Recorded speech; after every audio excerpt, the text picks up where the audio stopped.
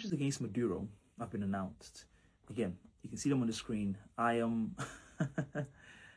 when you start reading them out, it just goes to show you, like, we're living in a simulation. Like, the whole world is a joke.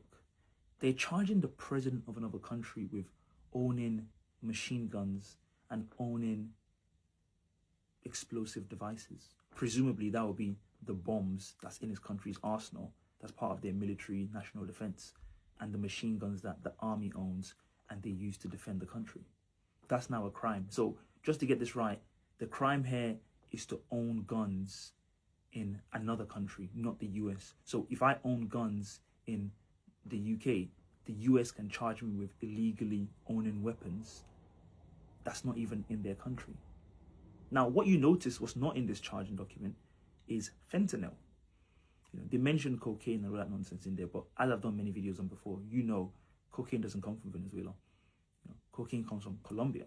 Fentanyl comes from Mexico. And in fact, I'm going to do a video on this separately and, you know, go through the actual charge document. Fentanyl is not even mentioned in the charge document. You know, all the excuses and the reasons have shifted so quickly. Like, the public will need, you know, something special to kind of keep their head on. You know, first it was the narco trafficking, then it got to Iran and Hezbollah and Russia and China.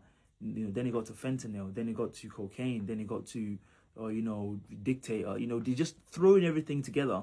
Let's just try and package something, because really and truly, we just don't really care about, you know, the reaction anymore.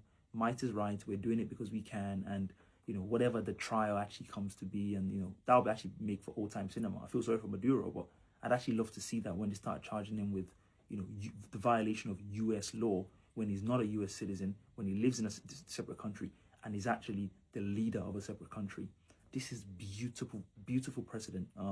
People are talking about, oh, is China going to do the same thing to Taiwan?